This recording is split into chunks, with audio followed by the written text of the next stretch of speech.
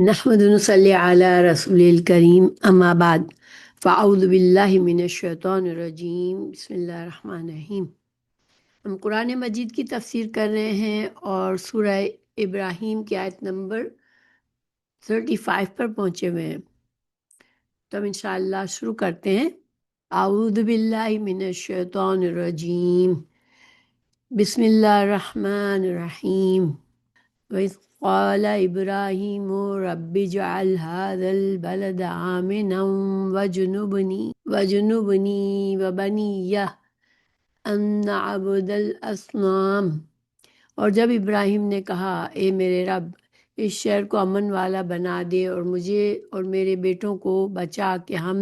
بتوں کی عبادت کریں۔ تو آج کے سبق کا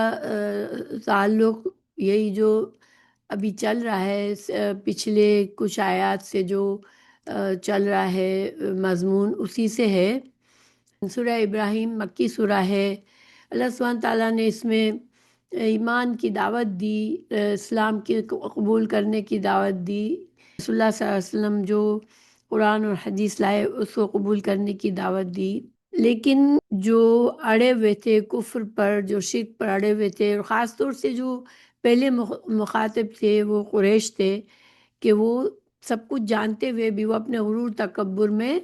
پڑے ہوئے تھے اور آپ صلی اللہ علیہ وسلم کی مخالفت پر اترے ہوئے تھے۔ تو سب سے پہلے وہی انہی سے کہا جا رہا ہے۔ تو اللہ سبحانہ تعالیٰ نے پچھلی آیات میں بتایا کہ ان پر اللہ نے نعمتیں فرمائی، ان کو اللہ تعالیٰ نے، اللہ تو وہ ہے جس نے زمین و آسمان اور سورج اور چاند جیسی عظیم مخلوق بنائی اور ہر چیز کو انسانوں کے فائدے کے لیے مسخر کیا، اور انبیاء کرام کو بھیجا اور رسول اللہ صلی اللہ علیہ وسلم کو عربی زبان میں ان کے قوم کے پاس بھیجا۔ حالانکہ رسول اللہ صلی اللہ علیہ وسلم ویسے تو اب قیامت تک کوئی اور رسول نہیں آئے گا، اللہ سبحانہ تعالیٰ نے آپ رسول اللہ صلی اللہ علیہ وسلم کو اب جتنی بھی نسلیں آئیں گی قیامت تک ان سب کے لیے نبی بنایا ہے، رسول بنایا ہے۔ تو لیکن چونکہ وہ پہلے مخاطب تھے، ان کا ایمان لانے سے آپ صلی اللہ علیہ وسلم کی قوت بڑھتی، کیونکہ یہ ویسے بھی آپ کی زبان بھی بولتے تھے، اللہ تعالیٰ نے قرآن بھیجا ان کے لیے بہت ہی واضح تھا، اور وہ آپ صلی اللہ علیہ وسلم کے خاندان کے لوگ تھے، آپ کے قبیلے کے لوگ تھے، آپ کی قوم تھے۔ تو اگر وہ ساتھ ہو جاتے آپ صلی اللہ علیہ وسلم کے تو آپ کے مشن میں بہت زیادہ آسانی ہوتی۔ لیکن وہ کیوں اڑے ہوئے تھے کہ اللہ تعالیٰ نے ان کو بے شمار نعمتیں دی تھی۔ اللہ تعالیٰ نے ان کو مکہ کے شہر میں بسایا تھا، اور جہاں نعمتیں اور برکتیں تھیں، مکہ شروع سے برکت والا شہر ہے۔ اللہ تعالیٰ نے حضرت ابراہیم علیہ السلام کی دعا بھی ہم نے پڑھی کہ انہوں نے اس شہر کو امن والا بنانے کی دعا فرمائی تھی، سورہ بقرہ میں ہم نے پڑھی تھی۔ اور یہاں پر چونکہ اللہ کا گھر خانہ کعبہ کی وجہ سے قریش کو بڑی عزت ملی ہوئی تھی، مگر انہوں نے کیا کیا تھا کہ خانہ کعبہ میں کئی بت رکھ کے خود بھی شرک کرتے تھے اور لوگوں کو شرک کی دعوت دیتے تھے، اور اس میں ان کے فائدے تھے دنیا کے فائدے تھے، کیونکہ جس شہر میں ہر جگہ جگہ سے لوگ آتے ہیں تو پھر اس شہر میں ہر چیز دستیاب ہوتی ہے۔ بہت سے لوگ اپنے اپنے جگہوں سے چیزیں لے آتے ہیں، اپنے شہروں سے جہاں وہ بستے ہوتے ہیں وہاں کے چیزیں لے کے آتے ہیں، اور تجارت کے لیے بہت زیادہ مشہور ہو جاتا ہے وہ شہر۔ پھر قریش کو بھی اللہ تعالیٰ نے قرآن میں سورہ قریش میں بتایا کہ کیونکہ وہ اللہ کے گھر کے متولی تھے اور لوگ یہاں آتے تھے، تو پھر ان کو شہرت تھی ہر جگہ پر، اور ان کے قافلے بہت ہی سکون سے سفر کرتے تھے، ان کے قافلوں کو کوئی خوف نہیں ہوتا تھا، اور وہ اس وجہ سے اچھے خوشحال تھے، اور اسی خوشحالی نے ان کو تکبر میں مبتلا کر دیا تھا، اور وہ اپنے دنیا کے فائدوں کا نقصان نہیں کرنا چاہ رہے تھے۔ انہوں نے تکبر سے رسول اللہ صلی اللہ علیہ وسلم کی دعوت کو جھٹلایا اور آپ کے مخالفت کی، اور آپ کی جان کے در پہ ہو گئے، آپ کی جان لینے تک کے لیے تیار ہو گئے۔ تو اللہ سبحانہ تعالیٰ نے ان کو کچھ پچھلی آیات میں کچھ نعمتیں بتائی ان کو، اور اب وہ عام نعمتوں کے بتانے کے بعد اب ایک خاص نعمت بتا رہے ہیں اللہ سبحانہ تعالیٰ. یہ قریش جو تھے وہ خود کو اب حضرت ابراہیم کی اولاد میں سے کہتے تھے اور اس پر فخر بھی کرتے تھے، اپنی اس کی وجہ سے اپنی شان بھی بڑھاتے تھے، اللہ کے گھر کی وجہ سے اپنی شان بڑھاتے تھے، لیکن اللہ کی خالص ایک اللہ کی عبادت سے انکار کرتے تھے. تو اللہ سبحانہ تعالیٰ نے ان کو یہاں پر حضرت ابراہیم علیہ السلام کا ذکر فرما کے ان کو مزید جھنجھوڑا ہے. اللہ تعالیٰ نے فرمایا کہ جب ابراہیم علیہ السلام نے کہا کہ اے میرے رب اس شہر کو امن والا بنا دے اور مجھے اور میرے بیٹوں کو بچا کہ ہم بتوں کی عبادت کریں. تو دیکھیے پچھلے کئی عام احسانات کا ذکر فرمایا اللہ تعالیٰ نے. اب یہ خاص احسان کیا ہے کہ اللہ تعالیٰ نے مکہ والوں پر جو احسان کیا کہ حضرت ابراہیم علیہ السلام اس ویران اور بے آباد جگہ پر اپنے بیٹے حضرت اسماعیل علیہ السلام کو اور ان کی والدہ ہاجرہ کو لائے اور ان کو یہاں بسا دیا. اللہ سبحانہ تعالیٰ نے حضرت ہاجرہ اور حضرت اسماعیل کے لیے زمزم کا پانی جاری کر دیا. حضرت ابراہیم علیہ السلام نے اس شہر کے لیے دعائیں فرمائی اور ان کی دعا کیا تھی کہ اس شہر کو امن والا بنا دے اور میری اولاد کو بتوں کی پرستی سے بچا. تو یہ بھی ایک طرح سے قریش کو سمجھایا جا رہا ہے کہ تم جس اپنے جد اعلیٰ کو تم فخر محسوس کرتے ہو، حضرت ابراہیم علیہ السلام سے تم نسبت کرتے ہو، تو وہ تو مشرک نہ تھے. انہوں نے تو دعا کی تھی کہ بتوں کی پرستی سے ان کی اولاد کو بھی بچانے کی دعا فرمائی تھی. تو ان کو سمجھایا جا رہا ہے کہ تمہارے باپ ابراہیم نے کن تمناؤں کے ساتھ تمہیں یہاں لا کر بسایا تھا اور کس طرح اس شہر کے پرامن بنانے کی اور اپنے بیٹوں کے لیے بت پرستی سے محفوظ رہنے کی دعا کی تھی، مگر آج تم ان احسانات کو بھول گئے ہو اور بت پرستی کو اپنا دین قرار دے رہے ہو. تو یہاں پر آیت میں فرمایا ہاذا بلد آمنن، اس شہر کو امن والا بنا دے. تو یہ دعا سورہ بقرہ کی آیت نمبر 126 میں بھی موجود ہے، مگر وہاں پر یہ دعا اس طرح تھی کہ ہاذا بلدن آمنن، کہ یعنی کہ اس بے آباد کو امن والا بنا دے. ٹھیک ہے، اس وقت جب دعا فرمائی تھی حضرت ابراہیم علیہ السلام نے تو وہاں پر مکہ میں کوئی آبادی نہیں تھی، وہ ایک ویران جگہ تھی. تو اس ویران جگہ کے لیے دعا مانگی تھی حضرت ابراہیم علیہ السلام نے، کیونکہ آپ اپنے بیٹے اسماعیل علیہ السلام کو یہاں چھوڑ کر جا رہے تھے اور اسی اللہ کا حکم یہی تھا کہ حضرت ابراہیم علیہ السلام یہاں بسیں گے اور ان کی اولادیں جو ہے آگے سلسلہ بڑھے گا. اللہ تعالیٰ نے حضرت ابراہیم علیہ السلام کی دعا سے مکہ کو امن والا بنایا. اور یہاں پر حاضل بلد آمنن، یہاں پر البلد ہے اور پہلے بلدن تھا، یہ فرق ہے. تو یہاں پر چونکہ البلد موجود ہے، یعنی کہ مکہ جب آباد ہونے لگا اس وقت یہ دعا فرمائی دوبارہ حضرت ابراہیم علیہ السلام نے کہ اب یہ شہر آباد ہونے لگا ہے تو اس شہر کو امن والا بنانا. ٹھیک ہے، اور پہلے جو دعا تھی وہ ترجمہ یہ ہوتا تھا کہ اس جگہ میں ایک اچھا امن والا شہر بسا دے. ٹھیک ہے، تو یہ گرامر کے فرق سے ہے مگر اس سے معنی میں فرق پڑتا ہے. دوسرا یہاں پر اللہ تعالیٰ نے اس شہر کو امن والا بنایا. تو امن کیا چیز ہے؟ دیکھیے امن میں ہونا، انسان ہر وقت پریشان خوف میں نہ مبتلا ہو،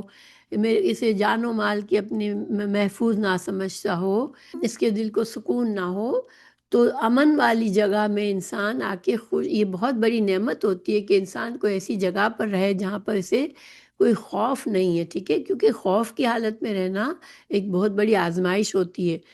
تو امن کے بارے میں ایک عالم سے سوال کیا گیا کہ اگر آپ کو بیماری اور خوف میں سے ایک کا انتخاب پر مجبور کیا جائے تو آپ کیا اختیار کریں گے؟ یعنی کہ چونکہ دنیا میں آزمائشیں تو آتی ہیں، کوئی بیماری سے آزمایا جاتا ہے، کوئی خوف سے آزمایا جاتا ہے، کوئی تنگ دستی سے آزمایا جاتا ہے. تو ان سے پوچھا گیا کہ اگر یہ دو چیزیں ہیں آزمائش کی، اگر ایک تو بیماری ہے دوسرا خوف ہے، تو اگر آپ کو اختیار کیا جائے کہ آپ کوئی ایک اختیار کرے، تو انہوں نے کیا کہا تھا کہ میں بیماری کو اختیار کروں گا. یعنی میں بیمار رہنا زیادہ پسند کروں گا بجائے اس کے کہ خوف کی حالت میں رہوں. کیونکہ بیماری میں انسان کھا سکتا ہے، پی سکتا ہے، سو سکتا ہے، کیونکہ وہ اپنی صحت کا خیال رکھنے کی کوشش کر رہا ہوتا ہے، اسے امید ہوتی ہے وہ صحت مند ہو جائے گا، تو وہ کھانا پینا اس کا بند نہیں ہوتا، وہ کھاتا پیتا رہتا ہے۔ لیکن خوف جو ہے انسان پر، شدید خوف جب طاری ہو جاتا ہے تو انسان ہر چیز بھول جاتا ہے، انسان کھانا پینا سونا سب چھوڑ دیتا ہے، اس خوف میں وہ اتنا پریشان ہو جاتا ہے۔ تو یہ بہت بڑی دعا تھی اور یہ بہت بڑی نعمت تھی مکہ والوں پر، اللہ تعالیٰ کی بہت بڑی نعمت تھی۔ حضرت ابراہیم علیہ السلام کی دعا اللہ تعالیٰ نے قبول فرما کے امن والا شہر بنایا۔ تو مگر جب انسان کو کوئی چیز بہت عرصے تک ملی ہوئی ہو نا، تو اس کو احساس نہیں ہوتا کہ یہ بہت بڑی نعمت ہے۔ ہم انسان کھاتا پیتا رہتا ہے، سکون میں رہ رہا ہوتا ہے، اسے کوئی اپنے جان و مال کی اتنی فکر نہیں ہوتی، تو اسے احساس نہیں ہوتا کہ اس کو اللہ نے کتنی بڑی نعمت دے دی ہے۔ لیکن یہی انسان جب خوف کی حالت میں آ جاتا ہے تو اس کی نیندیں اڑ جاتی ہے، جب اسے احساس ہوتا ہے کہ خوف کیا چیز ہے اور میرے پاس کتنی بڑی نعمت تھی۔ اللہ تعالیٰ نے سورہ قریش میں بھوک سے کھلانے اور خوف سے امن دینے کی نعمت کا ذکر فرمایا ہے، یعنی سورہ قریش میں بھی اللہ تعالیٰ نے ان دو نعمتوں کا ذکر فرمایا ہے۔ اعوذ باللہ من الشیطان الرجیم، بسم اللہ الرحمن الرحیم۔ لإيلاف قریش إيلافهم رحلة الشتاء والصيف فليعبدوا رب هذا البيت الذي أطعمهم من جوع وآمنهم من خوف۔ اللہ تعالیٰ ہی وہ ذات ہے جس نے تمہیں بھوک میں کھانا دیا اور جس نے تمہیں خوف سے امن دیا۔ تو یہ نعمتیں قریش کو اللہ نے دی تھی، اور وہ اللہ کے گھر کے متولی بنے ہوئے تھے، مگر اس کے باوجود وہ شرک کے گناہ سے نکلنا نہیں چاہتے تھے۔ جو دعا کا ٹکڑا ہے وَجُنُوبْنِی وَبَنِیَّ أَن نَعْبُدَ الْأَصْنَامَ، دعا کا دوسرا ٹکڑا کیا ہے کہ مجھے اور میرے بیٹوں کو بچا کے ہم بتوں کی عبادت کریں۔ تو اصنام جو ہوتا ہے وہ بتوں کے لیے استعمال ہوتا ہے، اور وثن جو ہے کوئی بھی چیز جس کو اللہ کے علاوہ غیر اللہ کی عبادت کر کے اللہ کی ذات اور صفات میں کسی کو شامل کیا جائے تو وہ وثن کہلاتی ہے، اور صنم جو ہے وہ بت کو کہتے ہیں۔ حضرت ابراہیم علیہ السلام نے اپنے والد کو اور اپنے قوم کو بتوں کی پرستش کرتے ہوئے دیکھا تھا، تو اس وجہ سے انہوں نے اپنی اولاد کے لیے یہ دعا مانگی کہ اللہ ان کو بت پرستی سے بچائے۔ تو دیکھیں، بنی کا ویسے تو معنی بیٹا ہوتا ہے، لیکن اس میں ساری اولاد شامل ہوتی ہے۔ یہ عربی میں اس طرح سے ہوتا ہے کہ اگر سب مرد عورت سب جس چیز میں شامل ہو، وہاں پر اگر مذکر کا استعمال کیا جائے، مذکر کا صیغہ استعمال کیا جائے تو اس میں دونوں آ جاتے ہیں۔ جیسے بنی آدم کہا جاتا ہے عام طور پر، یا بنی اسرائیل کہا جاتا ہے، تو اس میں صرف بیٹوں کی بات نہیں ہوتی بلکہ اسرائیل کے بیٹے اور بیٹیاں دونوں ہوتے ہیں، اور بنی آدم حضرت آدم علیہ السلام کے بیٹے اور بیٹیاں۔ تو یہاں پر حضرت ابراہیم علیہ السلام نے صرف اپنے بیٹوں کے لیے دعا نہیں فرمائی تھی، بلکہ اپنی تمام آنے والی اولادوں کے لیے، چاہے وہ عورتیں ہوں یا مرد ہو، سب کے لیے دعا فرمائی تھی۔ انسان دعائیں تو ظاہر مانگتا ہے، لیکن اللہ تعالیٰ نے چونکہ بندوں کو اختیار دیا ہے، تو اب ضروری نہیں ہے کہ آپ اپنی آنے والی نسلوں کے لیے دعا مانگیں کہ سب مسلمان ہوں، چونکہ یہ آپ کی خواہش ہوتی ہے، مگر اللہ تعالیٰ اگر کوئی خود سے برا راستہ اختیار کرے گا تو اس کو پھر اللہ تعالیٰ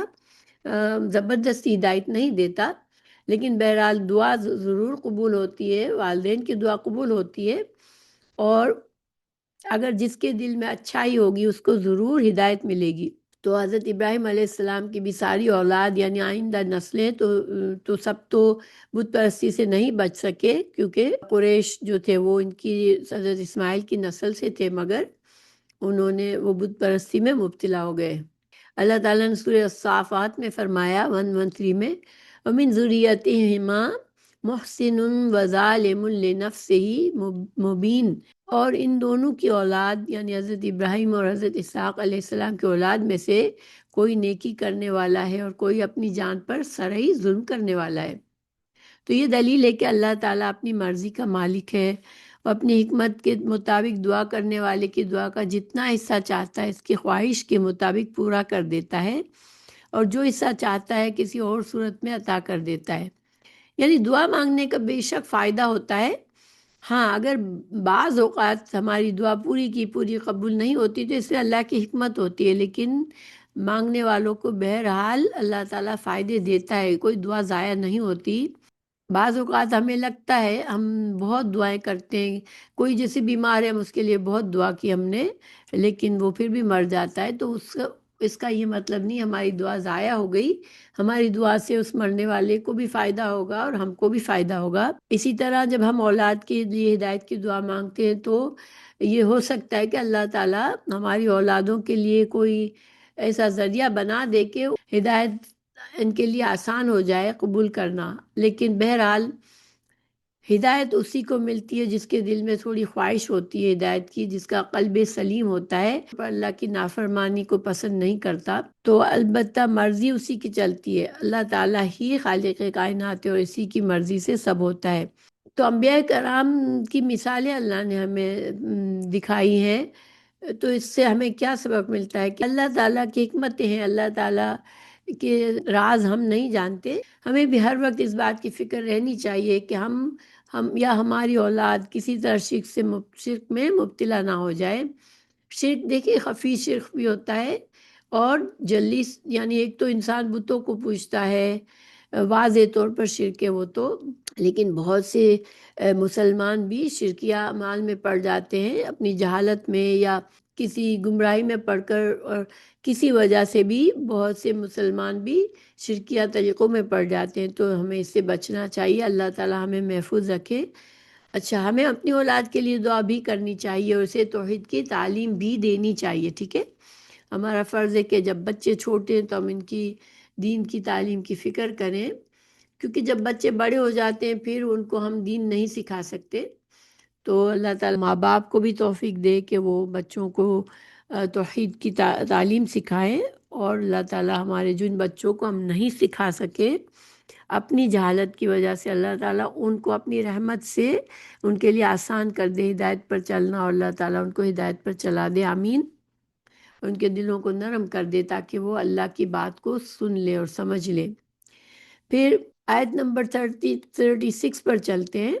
حضرت ابراہیم علیہ السلام ہی کی دعا چل رہی ہے، رب انہن اضللن کثیرا من الناس فمن تبعنی فانہ منی ومن عصانی فانک غفور رحیم۔ تو اس کا ترجمہ ہے، اے میرے رب، بے شک انہوں نے بہت سے لوگوں کو گمراہ کر دیا، پھر جو میرے پیچھے چلا تو یقیناً وہ مجھ سے ہے، اور جس نے میری نافرمانی کی یقیناً تو بے حد بخشنے والا اور نہایت مہربان ہے۔ تو اس آیت کو ہم سمجھتے ہیں، حضرت ابراہیم علیہ السلام نے فرمایا، یا رب، بے شک بہت سے لوگوں کو ان بتوں نے گمراہ کر دیا، یعنی کہ بتوں کے عبادت میں پڑ گئے بہت سے لوگ۔ دیکھیں کیوں لوگ بت پرستی میں مبتلا ہو جاتے ہیں، یعنی اگر ایک انسان جو قلب سلیم رکھتا ہے، جو دین کی سمجھ رکھتا ہے، اس کی سمجھ سے باہر کی بات ہے کہ لوگ ایک پتھر یا ایک بت کے سامنے بیٹھ کے اس کی عبادت کرتے ہیں، تو ایسا کیوں ہوتا ہے؟ کیوں اتنے لوگ اس بت پرستی میں مبتلا ہو جاتے ہیں؟ انسان چاہتا ہے کہ وہ ایسی چیز کی عبادت کرے جسے سامنے نظر آئے۔ دیکھیے ایمان بالغیب جو ہے، اللہ پر ایمان، انسان کو اپنا دل کھولنا پڑتا ہے کہ ہم اللہ کی نشانیوں سے اللہ کو پہچانے۔ بے شمار کائنات میں ایسی چیزیں ہیں جس سے انسان کو یہ گواہی ملتی ہے کہ اللہ ایک ہی ہے، ان کا بنانے والا ایک ہی ہے۔ کیونکہ کائنات کے ہم نظام پر غور کرتے ہیں، یہ آسمان ہے، یہ زمین ہے، کس طرح سے اللہ تعالیٰ نے سورج، چاند، ستارے بنائے، اور اللہ کی ہم باقی مخلوق کو بھی دیکھتے ہیں تو بڑی ہم آہنگی ہے مخلوق کے اندر۔ سورج اپنے وقت پر کام نکلتا ہے، اپنے وقت سے غروب ہوتا ہے، چاند اپنے وقت سے نکلتا ہے، کوئی ایک دوسرے کے راستے میں بیچ میں رکاوٹ نہیں کرتا، اور دن اور رات بالکل یعنی کہ برابر سے اپنے اپنے وقت پر آتے رہتے ہیں۔ اسی طرح زمین کو دیکھیں، زمین کی ہم جب اگر تھوڑا سا ہم سمجھتے ہیں کہ زمین کس طرح سے بنی ہوئی ہے، وہ اپنے سرکل میں گھومتی رہتی ہے، اور اسی طرح آسمان کو دیکھیں، یعنی کوئی چیز اگر ہم دیکھیں بڑی اہم آنگ یہ ہے نا، اگر صرف بارش کے ہم صرف نظام کو دیکھیں، کس طرح پانی سے زمین سے پانی بھاپ بن کر اوپر اٹھتا ہے، پھر بادلوں میں تبدیل ہوتا ہے، بادل جمع ہو کے پانی یہ بادل میں پانی جمع ہو جاتا ہے، پھر کس طرح سے اللہ تعالیٰ ان بادلوں کو ہواؤں کے ذریعے سے چلاتا ہے، اور پھر جہاں اللہ تعالیٰ چاہتے ہیں وہاں پر جا کر وہ بادل برستے ہیں، اور اس سے پانی زمین پر گرتا ہے تو زمین آباد ہوتی ہے۔ اب دیکھیں، جو پانی زمین پر تھا وہ دوبارہ آسمان پر گیا، آسمان سے پھر زمین پر آیا صاف ستھرا ہو کر، اور جہاں جہاں اسے پہنچنا تھا، جیسے دریا سے اٹھا ہے تو کسی بھی ویران خشک جگہ پر جا کے بارش ہو گئی، تو یہ کتنا زبردست نظام ہے نا، اگر ہم غور کریں، یہ کوئی اچانک ایک ایکسیڈنٹل بنی ہوئی چیز تو نہیں ہے نا۔ تو کائنات پر غور کر کے بھی انسان تو اللہ کی توحید کو سمجھ سکتا ہے، اگر اس کا دل صاف ہے، قلب سلیم ہے، تو اس کو سمجھ آتی ہے، یا اللہ یہ سارا کچھ تو صرف ایک اللہ کا بنایا ہوا ہے، اس کا خالق تو صرف ایک ہی ہے۔ اور پھر جب دعوت اسلام کی ان کو ملتی ہے تو حق بات سن کر ان کا دل گواہی دیتا ہے کہ بے شک یہ سچی بات ہے، لیکن انسان جو ہے جلد باز ہے، ٹھیک ہے، انسان کے اندر اتنا صبر نہیں ہوتا کہ وہ ان دیکھے الہ سے، اللہ تعالیٰ کی ذات پر بھروسہ کر کے اس سے مانگے۔ وہ چاہتے ہیں کہ میرے سامنے میرا معبود ہے، جو چاہتا ہوں وہ کہہ دیتا ہوں۔ تو اب دیکھیں یہ، اور پھر جو بنائے ہوئے ادیان ہوتے ہیں بتوں کی پوجا کرنے کے لیے، جو اس کے پیچھے لوگ ہوتے ہیں جو یہ بت پرستی کو عام کرتے ہیں، اس کے بڑے فائدے ہوتے ہیں لوگوں سے، پھر وہ اپنا مال لیتے ہیں، بتوں کے اوپر چڑھاوے چڑھائے جاتے ہیں، اور پھر وہ ایسی چکنی چپڑی باتیں کرتے ہیں، اور لوگ اسی سے خوش ہو جاتے ہیں کہ ان کا کام بن جائے گا، ان کا کام جلد باز ہوتا ہے انسان۔ اور دوسرا یہ کہ دین اسلام کے جو قواعد ہیں، کچھ اصول بنائے اللہ تعالیٰ نے، کیونکہ اللہ تعالیٰ نے یہ دنیا بنائی ہے، اللہ تعالیٰ نے ہمیں پیدا کیا ہے، اللہ جانتا ہے کہ اس دنیا میں کیا کیا انسانوں کے فائدے ہیں، کیا کیا نقصان ہے،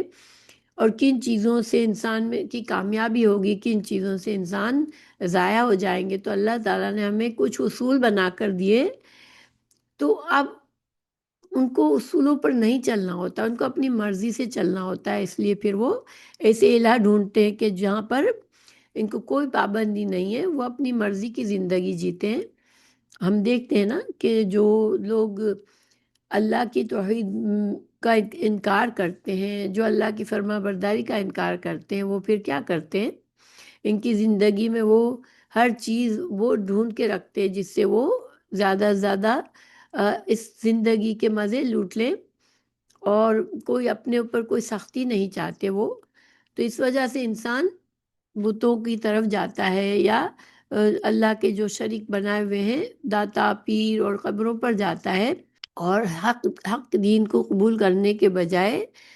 یہ باطل ادیان کو قبول کر لیتا ہے، کیونکہ اس میں اس کے لیے آسانی ہے، اپنی مرضی کا دین ہے، جو چاہو کرو، اور تم کو آخرت کا بھی اچھا انجام مل جاتا ہے، تم کو دنیا کے بھی ہر چیز، تم جیسے چاہتے ہو وہ تم حاصل کر لیتے ہو، کوئی دوسروں کے حقوق کا خیال رکھنا ضروری نہیں ہے۔ تو یہ ساری چیزوں کی وجہ سے انسان، زیادہ تر لوگ جو ہے وہ دنیا پسندی میں اور بے صبری میں اور بے یقینی کی وجہ سے وہ گمراہ ہو جاتے ہیں۔ مگر اللہ وہ ذات ہے، هو الاول والآخر والظاہر والباطن۔ اس لیے پہلا تقاضا کیا ہے ہم سے کہ اللہ تعالیٰ تو چھپا ہوا ہے نا، ایمان بالغیب جو ہے یہ پہلا تقاضا ہے۔ جب ہمیں یہ یقین آ جائے گا، ہم اللہ کو مان لیں گے، تو پھر باقی چیزیں آسان ہو جائے گی۔ دیکھیں، یہ ایک اللہ اپنے رب کو دیکھنے کی خواہش رکھنا، اس میں کوئی برائی نہیں ہے، ٹھیک ہے۔ ایک مسلمان ہے، وہ اللہ کا فرما بردار ہے، مگر اس کے دل میں خواہش ہے کہ میں اپنے رب کو دیکھوں، تو اس میں کوئی برائی نہیں ہے۔ حضرت موسیٰ علیہ السلام کے دل میں بھی خواہش آئی تھی، اور ہمیں بتا دیا گیا کہ ہم دیکھیں گے انشاءاللہ، اگر ہم فرما برداری میں زندگی گزاریں گے اور ہم جنت میں پہنچیں گے اگر، تو انشاءاللہ اللہ تعالیٰ ہمیں جنت میں اپنا دیدار کروائیں گے۔ مگر ہم شرط نہیں لگا سکتے اللہ سے کہ اللہ پہلے میں تجھے دیکھوں پھر میں مانوں، یہ ہم نہیں کر سکتے۔ جیسے کہ موسیٰ علیہ السلام کو بنی اسرائیل نے کہا لن نؤمن لک حتی نری اللہ جہرتن، حضرت سورہ بقرہ 55 میں، اے موسیٰ ہم تیرے لیے ہرگز ایمان نہ لائیں گے جب تک اللہ کو صاف سامنے نہ دیکھ لیں۔ تو دیکھیں پھر کیا ایمان کا کیا مطلب ہوا؟ اگر ہمیں اللہ کی قدرت کے ساتھ ساتھ اللہ کی ذات بھی نظر آ رہی ہے تو پھر تو بڑائی ہے اس کی ساری ہمارے سامنے واضح ہوگی، اور اللہ کی قدرت اور اللہ کی طاقت بھی ہمارے سامنے ہوگی، تو پھر ہمیں ایمان لانے میں کیا مشکل ہے؟ پھر تو ایمان لانے کی کوئی بڑی بات نہیں ہے نا، ہر انسان پھر تو اللہ کے آگے جھک جائے گا۔ اللہ تعالیٰ ناراض ہوا، اللہ تعالیٰ ناراض ہوئے بنی اسرائیل کے اس مطالبے پر کہ ہم تو جب مانیں گے جب ہم اسے دیکھ لیں، تو اللہ تعالیٰ نے ان پر بجلی گرائی تھی، اور پھر اللہ تعالیٰ نے ان کو مہلت دی تھی، ان کو دوبارہ زندہ بھی کیا تھا۔ اور دیکھیں جو دنیا میں انسان کی محبتیں ہوتی ہیں مختلف لوگوں سے، مختلف ہستیوں سے، اس نے بھی اگر انسان بہت غلو کر لیتا ہے تو وہ شرک کی طرف جا سکتا ہے۔ اسی وجہ سے قوم نوح میں صنم پرستی، بت پرستی کیسے آئی تھی کہ انہوں نے کچھ نیک لوگوں کی محبت اتنی تھی ان کے دلوں میں، انہوں نے حد سے زیادہ بڑھ گئے، اور جب وہ دنیا سے گئے تو انہوں نے ان کے بت بنا لیے تھے۔ تو دنیا کی محبتیں ہمارے لیے کیا چیز بہترین ہے کہ دنیا میں ہمیں منع نہیں کیا گیا، ہم لوگوں سے محبت کرتے ہیں، رشتوں میں محبت ہوتی ہے، دوستوں میں محبت ہوتی ہے، استاد شاگرد میں محبت ہوتی ہے، یعنی محبتیں تو ہوتی ہیں، مگر ہر ہماری محبت اللہ کی محبت کے تابع ہونی چاہیے۔ رسولوں سے محبت ہوتی ہے، دیکھیں حضرت عیسیٰ علیہ السلام کی محبت میں غلو کر کے عیسائیوں نے انہیں اللہ کا درجہ دے دیا۔ تو اسی طرح حضرت عزیر علیہ السلام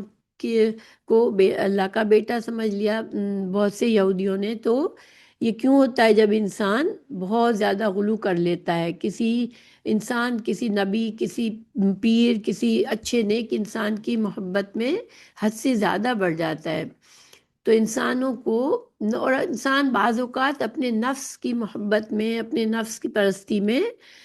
بہت حد سے بڑھ جاتا ہے، تو وہ اپنے نفس کو ہی اپنا الہ سمجھنے لگتا ہے، جو اس کا دل چاہے بس وہی اسے کرنا ہے۔ تو یہ ساری چیزوں میں، محبتوں میں اعتدال ہونا چاہیے۔ اللہ سبحانہ تعالیٰ کی محبت سے آگے کوئی کسی مخلوق کی محبت نہیں ہونی چاہیے، اور اللہ کی محبت کیوں سب سے زیادہ ہونی چاہیے کہ وہی تو خالق ہے، اسی نے تو ہمیں سب کچھ دیا ہے، اسی کے پاس ہمیں لوٹنا ہے۔ تو اللہ کی محبت سے بڑھ کر کسی کی محبت نہیں ہونی چاہیے، کیونکہ وہ پھر انسان کی آزمائش بن جاتی ہے، اور وہ غلط عقائد میں پڑ جاتا ہے۔ قوم نوح کے حالات پڑھ کر ہمیں اندازہ ہوتا ہے کہ ان کی گمراہی کی وجہ یہی تھی، محبتیں تھی، غلط محبتوں میں غلو تھا۔ بہرحال حضرت ابراہیم علیہ السلام نے تو دعا مانگی تھی اپنی اولاد کو بتوں سے بچانے کے لیے، بتوں کی پوجا کرنے سے بتانے کے لیے، اور یہاں پر دیکھیں یہ چیز ایک طرح سے قریش کو سمجھایا بھی جا رہا ہے کہ تم جس سے اپنی نسبت کرتے ہو، تم جس سے اپنے دین، تم سمجھتے ہو کہ تم ان کے دین پر ہو، انہوں نے تو دعا مانگی اپنے لیے اور تمہارے لیے کہ اللہ ہم سب کو بت پرستی سے محفوظ رکھے، تو تم وہی کام کر رہے ہو جس کے لیے تمہیں جو نہیں کرنا تھا، اور ان بتوں نے بہت سے لوگوں کو گمراہ کر لیا۔ تو دیکھیں بت بذات خود تو کوئی طاقت نہیں رکھتے کسی کو ہدایت دینے یا کسی کو گمراہ کرنے کی، لیکن لوگوں کی گمراہی کا یہ سبب بن گئے،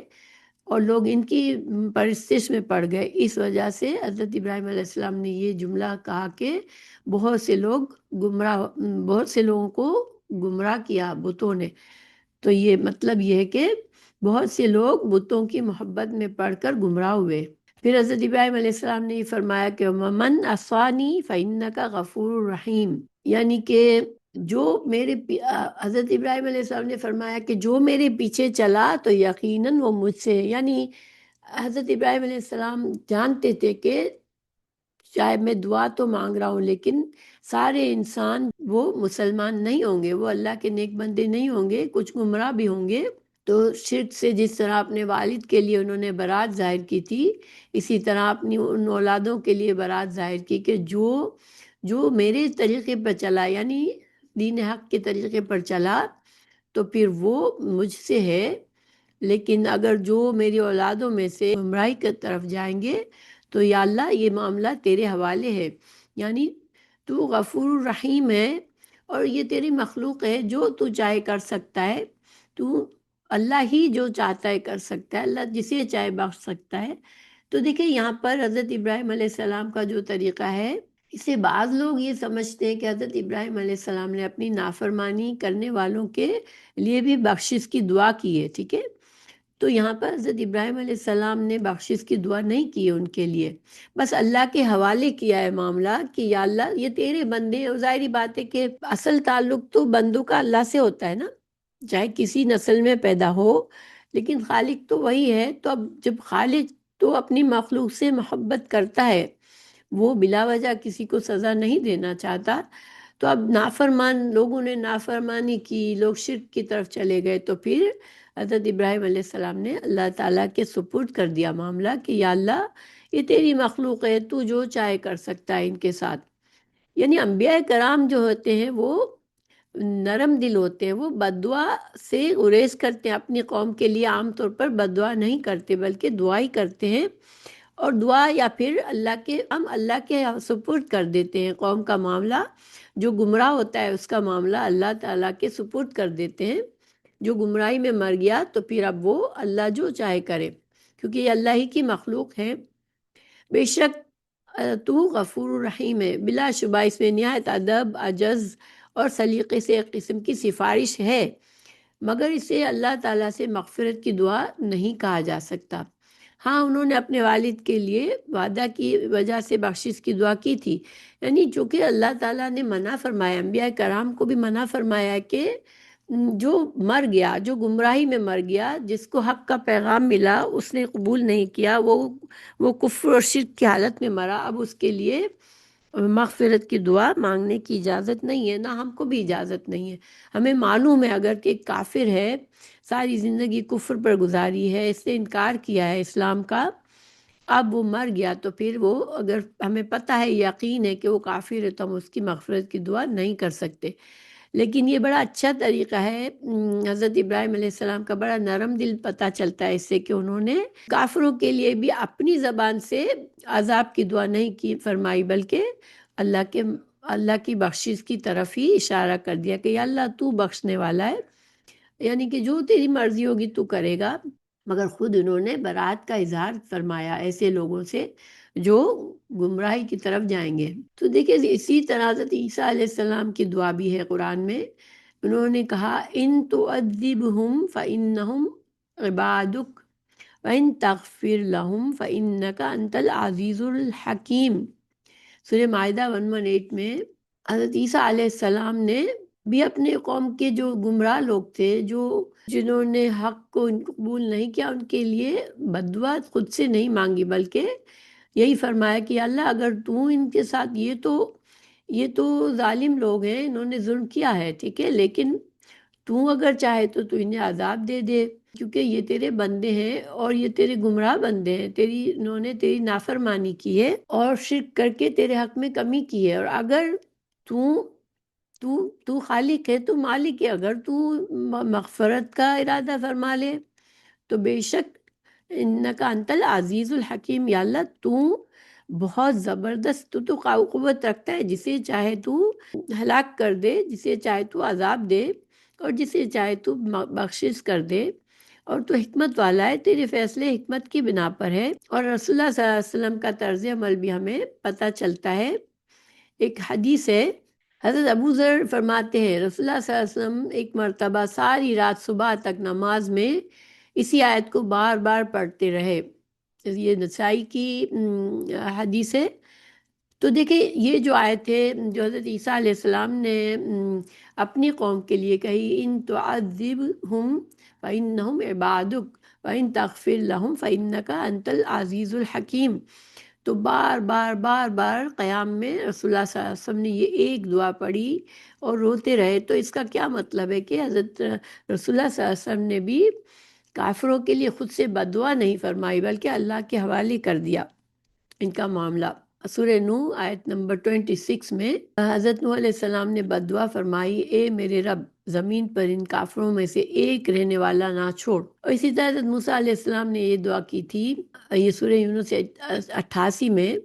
اے میرے رب ان کے مالوں کو مٹا دے. یہ فرعونیوں کے لیے بد دعا کی تھی، اے رب ان کے مالوں کو مٹا دے اور ان کے دلوں پر سخت گرہ لگا دے، پس وہ ایمان نہ لائیں یہاں تک کہ دردناک عذاب دیکھ لیں. تو دیکھیں یہ دونوں انبیاء علیہ السلام کی دعائیں کی وجوہات تھی، ٹھیک ہے، اس طرح سے دعا مانگنے کی یعنی بد دعا کرنے کی اپنی قوم کے لیے انہوں نے کیوں بد دعا کی تھی. تو حضرت نوح علیہ السلام کو اللہ تعالیٰ نے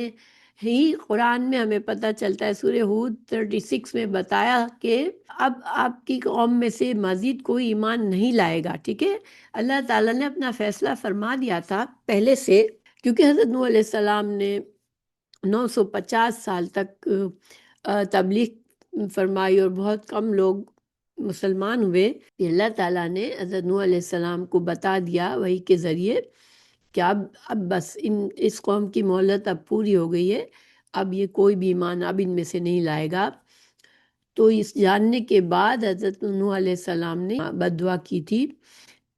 کہ یا اللہ تو ان کو اب نہ چھوڑ، ٹھیک ہے، کیونکہ اب ان کو پتا تھا کہ اب میری کتنی بھی تبلیغ کروں اب ان میں سے کوئی بھی اب مسلمان نہیں ہوگا. اور فرعونیوں نے بہت سے معجزے دیکھ کر بھی کہہ دیا تھا کہ موسیٰ تم جو بھی معجزہ لے آؤ ہم کسی صورت پر ایمان لانے والے نہیں ہیں، سورہ اعراف 132 میں. تو اس وجہ سے حضرت موسیٰ علیہ السلام نے ان کے لیے بد دعا فرمائی تھی، کیونکہ اب انہوں نے اتنے بے شمار معجزے دیکھے. وہ جانتے تھے کہ حضرت موسیٰ علیہ السلام اللہ کے نبی ہیں، اور اس کے باوجود انہوں نے انکار کر دیا کہ ہم کسی طرح سے بھی آپ کی باتوں پر کو نہیں مانیں گے اور ہم ایمان نہیں لائیں گے. تو حضرت موسیٰ علیہ السلام نے جب ان کے لیے بد دعا فرمائی تھی، تو جب حضرت ابراہیم علیہ السلام نے اپنے والد کو جب چھوڑا تو اس وقت وعدہ کیا تھا اپنے باپ سے کہ میں آپ کے لیے مغفرت کی دعا کروں گا، مگر جب ان کو منع کر دیا گیا اور ان کو صاف بتا دیا گیا کہ یہ ان کی کوئی مغفرت نہیں ہے، ان کا برا انجام ہے، تو اللہ تعالیٰ نے ہمیں سورہ توبہ 114 میں بتایا فَلَمَّا تَبَيَّنَ لَهُ أَنَّهُ عَدُوٌّ لِلَّهِ تَبَرَّأَ مِنْهُ. پس جب اس کے لیے واضح ہو گیا کہ بے شک وہ اللہ کا دشمن ہے تو اس سے بے تعلق ہو گیا. تو دیکھیں انبیاء کرام کے طریقے سے ہمیں کیا پتہ چلتا ہے کہ ہماری محبت بھی اللہ کی خاطر ہو، ٹھیک ہے. اللہ کے دشمنوں سے ہماری محبتیں نہیں ہونی چاہیے، جو ہمارے دین کے دشمن ہیں ان سے ہماری محبتیں نہیں ہونی چاہیے. ہاں البتہ جو لوگ دشمنی نہیں کرتے اسلام سے، بس جو اپنے طور پر وہ جو بھی زندگی گزار رہے ہیں مگر مسلمانوں کو نقصان پہنچانے کے در پہ نہیں ہے، تو پھر ہمیں ان سے بس اچھا اخلاق کرنا چاہیے. لیکن اگر دشمن ہے، ہمیں پتہ ہے کہ یہ مسلمانوں کے دشمن ہیں، پکے دشمن ہیں، پکے کافر ہیں، تو پھر ان کے لیے ہمارے دل میں محبت نہیں آنی چاہیے. ربنا انی اسکنت من ذریتی بواد غیر ذی زرع عند بیتک المحرم ربنا لیقیموا الصلاة فاجعل افئدة من الناس تہوی الیہم وارزقہم من الثمرات لعلہم یشکرون. اے ہمارے رب، بے شک میں نے اپنی کچھ اولاد کو اس وادی میں آباد کیا ہے جو کسی کھیتی والی نہیں، تیرے حرمت والے گھر کے پاس، اے ہمارے رب، تاکہ وہ نماز قائم کریں. سو کچھ لوگوں کے دل ایسے کر دے کہ ان کی طرف مائل رہیں، اور انہیں پھلوں سے رزق عطا کر تاکہ وہ شکر کریں. تو یہاں پر حضرت ابراہیم علیہ السلامی کی دعا ہے ربنا انی اسکنت من ذریتی، تو من ذریتی، من جو ہوتا ہے وہ تبعیض کا ہوتا ہے. تبعیض کا مطلب بعض، ٹھیک ہے، یعنی تمام اولادیں نہیں بلکہ اولادوں میں سے بعض. تو حضرت اسماعیل علیہ السلام کو حضرت ابراہیم علیہ السلام نے آباد کیا مکہ میں، اور حضرت اسحاق علیہ السلام دعا سے لگتا ہے کہ اس وقت اسحاق علیہ السلام بھی موجود تھے، کیونکہ من من یعنی کہ بعض، ٹھیک ہے، تو اپنی اولادوں میں سے بعض کو. حضرت اسحاق علیہ السلام جو تھے ان کی والدہ سارہ علیہ السلام تھی، تو ان کو اور اسحاق علیہ السلام کو ابراہیم علیہ السلام نے دوسری جگہ یعنی شام میں ٹھہرایا ہوا تھا، اور حضرت ہاجرہ اور حضرت اسماعیل کو مکہ کی جگہ پر جو کہ ابھی آباد نہیں تھا وہاں چھوڑا تھا اللہ کے حکم سے. بوادن غیر ذی زرع، وادی نیچے جگہ کو کہا جاتا ہے جہاں کبھی پانی بہتا ہو، خصوصاً پہاڑوں کے درمیان گہری جگہ ہو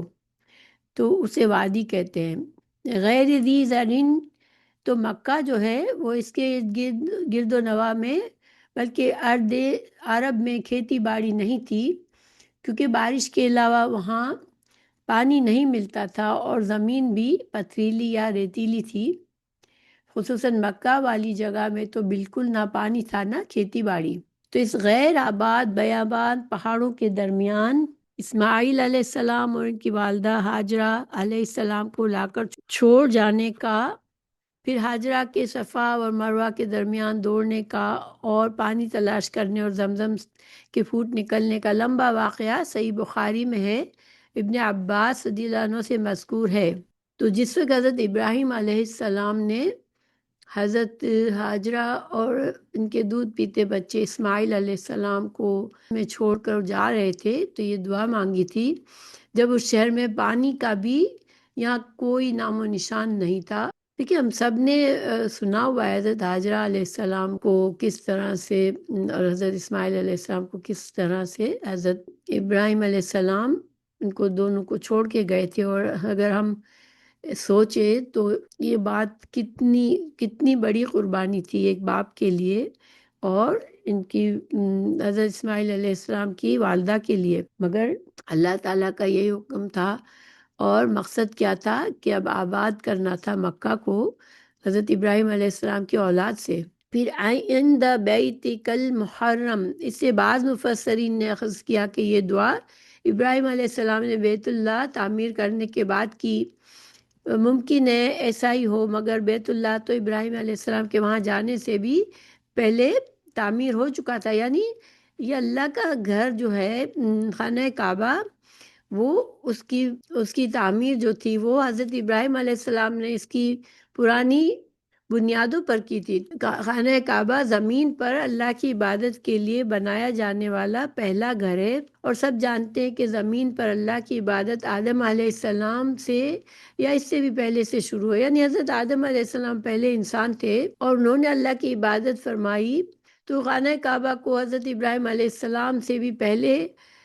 کسی مخلوق نے بنایا، مثلا فرشتے یا جن وغیرہ نے. تو ہاں ابراہیم علیہ السلام کے زمانے میں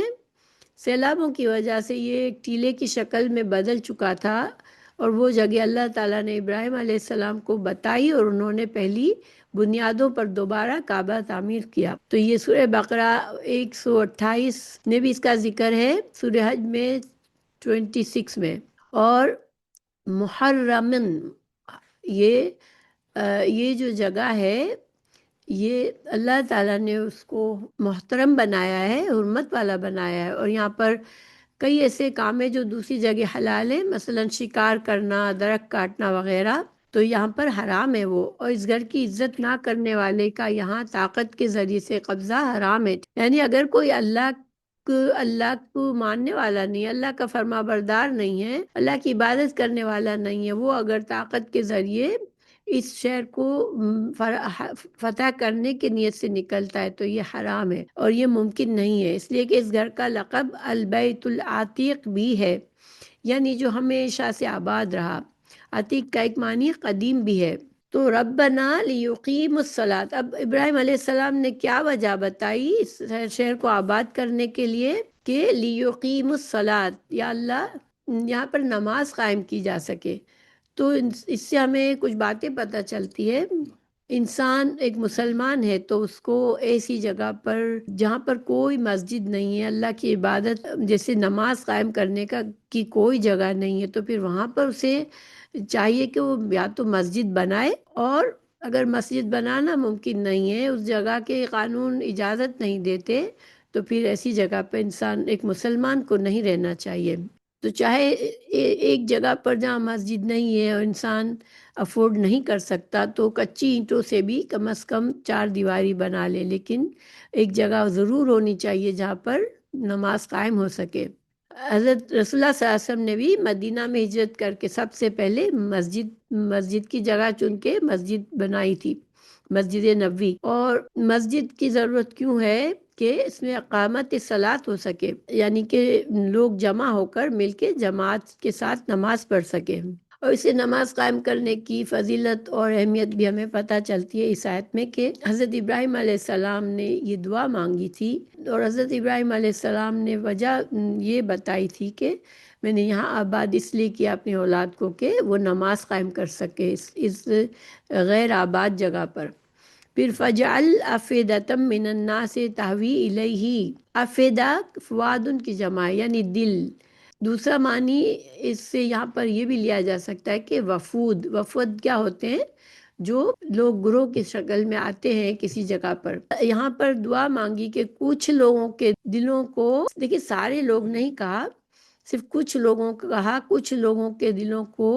کہ میں جگہ بنا دے ان کے لیے، یعنی حضرت ابراہیم علیہ السلام کی اولاد کے لیے، کیونکہ یہاں بھی من تبعیض کا ہے، اور تہوی جو ہے اس سے مطلب نکلنا ہے چاہنا، محبت کرنا ہو سکتا ہے، تو یعنی کہ کچھ لوگوں کے دل ایسے بنا دے کہ بے اختیار اس کی طرف دوڑتے چلے آئیں۔ دیکھیں حضرت ابراہیم علیہ السلام کی دعا میں انہوں نے کچھ لوگ کہا، اگر کچھ لوگ نہ کہتے تو اس سے یہ بھی ہوتا کہ تمام انسان کے دل جو ہے وہ اس کی طرف کھنچتے، لیکن اللہ تعالیٰ کی یہ شان ہے کہ بہت سے لوگوں کے دلوں میں اللہ کے گھر جانے کا شوق ہوتا ہے، اور حج اور عمرہ کے لیے ہر وقت وہاں پر ایک کثرت جمع ہوتی ہے۔ تو اس میں حضرت ابراہیم علیہ السلام کی دعا بھی ہے کہ انہوں نے یہ دعا مانگی کہ لوگوں کے دل اس طرف کھنچنے لگے، اور واقعی جو لوگ محبت رکھتے ہیں ان کو یہ احساس ہے کہ اللہ تعالیٰ کے گھر کی طرف انسان کا دل کھنچتا ہے۔ پھر وَارْزُقْهُم مِّنَ الثَّمَرَاتِ، مکہ میں دنیا کے تمام خطوں سے ہر موسم کا تازہ پھل دیکھ کر اس دعا کی قبولیت آنکھوں سے نظر آتی ہے، یعنی اللہ تعالیٰ نے حضرت ابراہیم علیہ السلام کی یہ دعا قبول فرمائی، اور ہم یہ دیکھتے ہیں کہ مکہ میں ہر طرح کی چیزیں ملتی ہیں، ہر جگہ کا پھل ملتا ہے۔ پھر اگلی آیت ہے ربنا انکا تعلم ما نخفی وما نعلن وما یخفی علی اللہ من شیء فی الارض ولا فی السماء، اے ہمارے رب یقیناً تو جانتا ہے جو ہم چھپاتے ہیں اور جو ہم ظاہر کرتے ہیں، اور اللہ پر کوئی چیز نہیں چھپتی زمین میں اور نہ آسمان میں۔ تو یعنی ہماری چھپی ہوئی دلی خواہشوں کو اور کچھ ہم زبان سے مانگ رہے ہیں تو سب جانتا ہے۔ تو دیکھیں یہ دعا مانگنے کا بہت بہترین طریقہ ہے، ٹھیک ہے،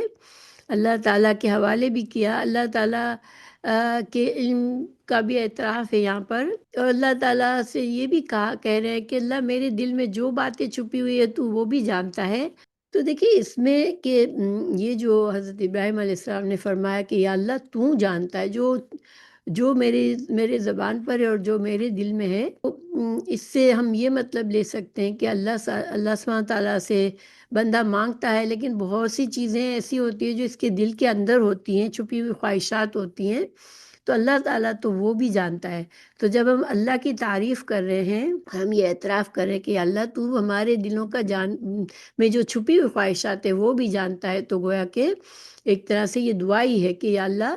تو ہماری جو باتیں ہم جو مانگ رہے ہیں اس کے علاوہ بھی جو ہمارے دلوں میں چھپی ہوئی خواہشات ہیں تو ان کو بھی پورا کر دے۔ رسول اللہ صلی اللہ علیہ وسلم نے فرمایا، ایک حدیث ہے، حضرت سفیان بن عیینہ فرماتے ہیں رسول اللہ صلی اللہ علیہ وسلم نے فرمایا افضل الذکر لا الہ الا اللہ و افضل الدعاء الحمدللہ، اس میں الحمدللہ کو سب سے افضل دعا کہا گیا۔ اب الحمدللہ جب ہم کہتے ہیں تو ہم صرف اللہ کی تعریف کرتے ہیں نا، اللہ تیرے تمام تعریفیں، تمام شکر تیرے لیے ہے، تو اس کو سب سے افضل دعا فرمایا رسول اللہ صلی اللہ علیہ وسلم نے۔ تو جب ہم الحمدللہ کہتے ہیں دل کی گہرائیوں سے، تو اس کا مطلب کیا ہے کہ یا اللہ، جو ہم نہیں بھی مانگ رہے، جو ہمارے دلوں میں بھی چھپی ہوئی خواہشات ہیں، تو ان کو جانتا ہے، اور تو ہماری ہر خواہش پوری کر دے، ہر جائز خواہش پوری کر دے۔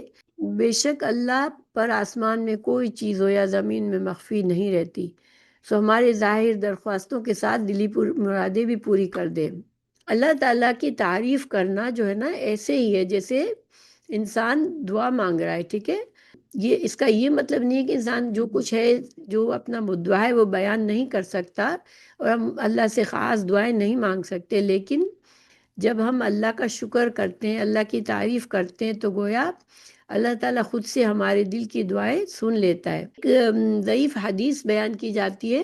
بہتر ہوتا ہے کہ انسان ضعیف حدیث کو سمجھے، تاکہ ان پر ایمان لا کے، ان پر یقین کر کے اپنے عقیدے کو نہ خراب کرے۔ تو حضرت ابراہیم علیہ السلام کے بارے میں ایک حدیث بیان کی جاتی ہے کہ جب ان کو آگ میں پھینکا جا رہا تھا، تو بارش کے فرشتے نے حضرت ابراہیم علیہ السلام کو مدد کی پیشکش کی، تو یہ جاننے کے بعد کہ وہ اللہ کے بھیجنے کے بجائے اپنی مرضی سے آیا ہے، تو انہوں نے مدد قبول کرنے سے انکار کر دی۔ یعنی فرشتہ آیا تو فرشتے سے پوچھا کہ تجھے اللہ نے بھیجا ہے؟ اس نے کہا میں اپنی طرف سے آیا ہوں، تو حضرت ابراہیم علیہ السلام نے منع کر دیا، اور جب اس نے کہا کہ پھر آپ خود ہی اللہ تعالیٰ سے دعا کریں، تو فرمایا کہ مجھے سوال کرنے کے بجائے یہی کافی ہے کہ وہ میرے حال کو جانتا ہے۔ دیکھیں یہ جو ہے نا، یہاں پر یہ صحیح حدیث نہیں ہے، یعنی یہاں پر حضرت ابراہیم علیہ السلام دعا نہیں مانگ رہے، بولتے اللہ تو جانتا ہے میرا حال، اللہ ہی فیصلہ کر لے گا۔ نہیں، یہ اسرائیلی روایت ہے، رسول اللہ صلی اللہ علیہ وسلم نے ہمیں اللہ سے دعا مانگنے کے لیے ہمیں انکریج فرمایا ہے، اور ایک حدیث ہے کہ جو اللہ سبحانہ تعالیٰ سے دعا نہ کرے، اللہ تعالیٰ اس سے ناراض ہوتا ہے۔ یعنی یہ تو ایک تکبر ہو جاتا ہے کہ انسان کہے نہیں، میں مانگتا نہیں ہوں، بس اللہ کو میرا حال پتہ ہے، وہ میرا معاملہ صحیح کر دے گا۔ نہیں، انسان کو دعا مانگنی چاہیے، کیونکہ دعا بھی ایک عبادت ہے، ٹھیک ہے؟ ہاں، یہ دوسری بات ہے کہ جب ہم اللہ کے دل سے صفات بیان کر کے اللہ کی تعریف کرتے ہیں، تو اللہ تعالیٰ خود سے بھی ہمارے دلوں کی خواہشات پوری کرتا ہے، لیکن اس کا یہ مطلب نہیں کہ انسان دعائیں مانگنا چھوڑ دے۔ اللہ کو پسند ہے جب بندہ اس کے آگے ہاتھ پھیلا کر اپنے دل کی دعائیں مانگتا ہے۔ اللہ تعالیٰ نے قرآن میں بھی فرمایا سورہ مومن میں، وَقَالَ رَبُّكُمُ ادْعُونِي أَسْتَجِبْ لَكُمْ إِنَّ الَّذِينَ يَسْتَكْبِرُونَ عَنْ عِبَادَتِي سَيَدْخُلُونَ جَهَنَّمَ دَاخِرِينَ۔ اور تمہارے رب نے فرمایا مجھے پکارو، مجھ سے دعا کرو، میں تمہاری دعا قبول کروں گا۔ بے شک وہ لوگ جو میری عبادت سے تکبر کرتے ہیں، ان قریب ذلیل ہو کر جہنم میں داخل ہوں گے۔ تو خلاصہ کیا ہے کہ اللہ سے دعا مانگنا عبادت ہے، اور بندوں کو دعا کے تمام جو بھی آداب ہمیں سکھائے گئے ہیں، یعنی کہ انسان کے اندر عاجزی ہو، انسان اللہ سبحانہ تعالیٰ کی تعریف اور ثنا کر کے رسول اللہ صلی اللہ علیہ وسلم پر درود بھیج کر پھر اپنا مدعا بیان کرے، اپنے لیے دعا کرے، اور ایسی دعا نہ کرے جو چیزیں ہمارے لیے حرام ہو یا جو ناجائز ہوں، یا ایسی جس قسم کی دعاؤں سے کسی گناہ کے کام کرنے کے لیے انسان دعا مانگتا ہے، یہ نہ کرے، تو دعائیں ضرور قبول ہوتی ہے، اور اللہ تعالیٰ اس سے بندوں سے خوش ہوتا ہے، کیونکہ یہ عبادت ہے۔ ہاں، لیکن اس سے یہ مطلب نکلتا ہے یہاں پر کہ انسان جب بھی تعریف کرتا ہے اللہ کی، الحمدللہ افضل دعا ہے، اس کا کیا مطلب ہوا پھر کہ الحمدللہ جب دل سے انسان کہتا ہے، تو اللہ تعالیٰ اپنی مرضی سے بندے کے لیے اس کے دل کی دعائیں قبول کرتا ہے، اور جو وہ مانگتا ہے وہ بھی قبول کرتا ہے۔ بعض مفسرین نے فرمایا اہل مکہ کے لیے صحیح عقیدے اور امن اور کھانے پینے کی چیزیں عطا کرنے کی دعا کے بعد ابراہیم علیہ السلام نے ہاجرہ اور اسماعیل سے جدائی کے وقت گزرنے کے والی کیفیت، جو آنکھوں کے آنسوں یا دل کی بے قراری کی وجہ سے دونوں میاں بیوی پر گزر رہی تھی، وہ پیش کی ہے، مگر شکوے کا ایک لفظ بھی زبان سے نہیں لائے۔ یہ حوصلہ پیغمبروں اور ان کے اہل بیت ہی کا ہوتا ہے۔ دیکھیے سبحان اللہ، ایک دودھ پیتے بچے کو اور اس کی ایک والدہ کو اکیلے ایک بالکل غیر آباد ویرانے میں چھوڑ کر جانا، تو یہ بہت ہی یعنی بہت حوصلے کی اور بہت زیادہ یقین، اللہ پر ان کو اتنا یقین تھا کہ اگر اللہ کا حکم ہے، اور حضرت حاجرہ کو بھی یقین تھا کہ اگر اللہ کا حکم ہے تو پھر اللہ ہمیں ضائع نہیں کرے گا۔ یہ دعا ہے، اور حضرت ابراہیم علیہ السلام نے یہ دعا اس وقت مانگی جب وہ اپنی بیوی حاجرہ کو اور اپنے دودھ پیتے بچے اسماعیل علیہ السلام کو، غیر آباد علاقہ تھا، نہ پانی کہیں تھا، نہ کوئی نباتات، کچھ بھی نہیں تھا، ان کو چھوڑ کر جانا تھا ان کو، اللہ سبحانہ تعالیٰ کا حکم یہی تھا۔ تو حضرت ابراہیم علیہ السلام نے اپنی بیوی اور بچے کو چھوڑا وہاں پر، اور جب جانے لگے دعا یہ مانگی کہ یا اللہ تو جانتا ہے کہ ہمارے دلوں میں کیا ہے۔ یہ دعا بہت زبردست ہمارے لیے بھی ہے، لیکن وہاں اس لحاظ سے اگر ہم سوچیں، حضرت ابراہیم علیہ السلام اپنی ابھی دودھ پیتے بچے کو ایسی جگہ پہ چھوڑ کے جا رہے تھے، اپنی بیوی کو چھوڑ کے جا رہے تھے جہاں بظاہر ان کا کوئی مددگار نہیں تھا، اللہ کے سوا ان کا وہاں پر کوئی نہیں تھا، مگر چونکہ اللہ کا حکم تھا تو حضرت ابراہیم علیہ السلام نے یہ کام کیا۔ لیکن انسان کے دل میں اپنے اولاد کے لیے، اپنے بیوی بچوں کے لیے محبت ہوتی ہے۔ حاجرہ کے بارے میں بھی اگر سوچے تو وہ ایک عورت تھی کہ وہ مومنہ تھی، ان کو بھی اللہ پر بھروسہ تھا کہ آپ ہمیں اگر اللہ کے بھروسے پہ یہاں چھوڑ رہے ہیں تو پھر اللہ ہمیں ضائع نہیں کرے گا، وہ جانتی تھی۔ لیکن ایک جدائی کا غم تو انسان کو ہوتا ہے نا، حضرت ابراہیم کو نہیں معلوم تھا کہ اب وہ اپنی بیوی کو یا اپنے بچے کو کبھی ملیں گے یا نہیں ملیں گے، نہ حضرت حاجرہ کو معلوم تھا کہ اب ان کے شوہر سے ملاقات ہوگی یا نہ ہوگی، یعنی ان کے دلوں میں غم تو تھا، جدائی کا غم ایک انسان ہونے کے ناطے تھا، مگر حضرت ابراہیم علیہ السلام اللہ سے کوئی شکایت نہیں کرنا چاہ رہے تھے، تو یہ دعا مانگی کہ یا اللہ تو جانتا ہے میرے دل میں اس وقت جو جذبات ہیں اپنی بیوی بچے سے جدا ہونے کے لیے، ان کے لیے احساس بھی ہے، کیونکہ انسان دیکھے جب اس کو خود سے کوئی قربانی دینی ہوتی ہے، خود سے کوئی تکلیف اٹھانی ہوتی ہے تو انسان اپنے آپ کو تیار کر لیتا ہے، لیکن جب اس کے پیاروں کے لیے کوئی ایسی جگہ پہ چھوڑنا یا ان کو ایسی تکلیف کے خیال سے کہ ہم ان کو اگر یہاں چھوڑیں گے ان کو کچھ تکلیف ہوگی، تو یہ جو فیلنگ ہوتی ہے بہت ہی زیادہ انسان کے لیے مشکل ہوتی ہے اس کو برداشت کرنا۔ تو حضرت ابراہیم علیہ السلام اللہ کے پیارے بندے تھے، پیارے نبی تھے، اللہ کے ہر حکم پر سمعنا و اطعنا کرنے والے تھے، تو اللہ سے کوئی شکایت کرنے کے بجائے بس کہہ دیا یا اللہ تجھے معلوم ہے میرے دل میں کیا کیا جذبات ہیں اس وقت، تو ہر چیز جانتا ہے۔ اور یہ کیا تھی؟ یہ دعا تھی کہ اللہ تو سب کچھ صحیح کر دینا، تو ہمارے دلوں کو بھی اطمینان دینا، اور تو ان کے لیے اور ہمارے لیے آسانی بھی کر دینا، یا جو بھی، یعنی یہ تو ہم سوچ ہی سکتے نا، ہمیں تو اللہ تعالیٰ نے تو یہ بات مخفی رکھی کہ حضرت ابراہیم علیہ السلام کے دل میں اس وقت کیا باتیں تھی، ہم کسی کے دل کی بات تو ہم نہیں جان سکتے، لیکن ہم سوچ سکتے ہیں کہ اس لمحے میں حضرت ابراہیم علیہ السلام کو کم از کم کیا کچھ ان کے دل میں خوف اور ڈر اور جدائی کا غم ہو سکتا ہے۔ دیکھیے اللہ ہمارے دلوں کی باتیں جانتا ہے، ہماری چھپی ہوئی خواہشات کو بھی جانتا ہے، تو ہم بعض اوقات کچھ زبان سے اگر نہیں بھی کہہ سکتے تو اللہ سب جانتا ہے، تو یہ کہنا یا اللہ تو سب جانتا ہے، یا اللہ تو میرے دل کی باتوں کو جانتا ہے،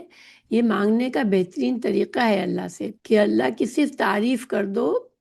اور اللہ سبحانہ تعالیٰ چونکہ ہمارے دلوں کا حال جانتا ہے، اللہ تعالیٰ ہمارے معاملات کو سنبھال لے گا، ہماری دعا کو قبول فرما لے گا۔ اللہ سبحانہ تعالیٰ کو پسند ہے کہ بندہ اس سے دعا مانگے، اپنی حاجتیں بیان کرے، تو ہمیں اگر ان دونوں کو ملائے تو پھر ہمیں کیا سمجھ آتی ہے بات، کہ انسان مختلف حالات سے گزرتا ہے زندگی میں، بعض اوقات آسان ہوتا ہے اس کی حاجت کو بیان کرنا، اور بعض اوقات اس کی حاجت کو نہیں بیان کر سکتا اچھی طرح سے، نہ اس کو الفاظ صحیح ملتے ہیں، نہ اسے لگتا ہے کہ یہ جو کچھ بھی مجھ پہ ابھی گزر رہا ہے میں اس کو صحیح طرح سے بیان نہیں کر سک رہا، تو پھر اللہ کی تعریف کرتا رہے بیٹھ کے، الحمدللہ، اور اس کے علاوہ اللہ کی بہت سی قرآن و حدیث کے سے تعریفی کلمات ہمیں پتہ چلتے ہیں، یہ ایک بہترین دعا مانگنے کا طریقہ بھی ہے۔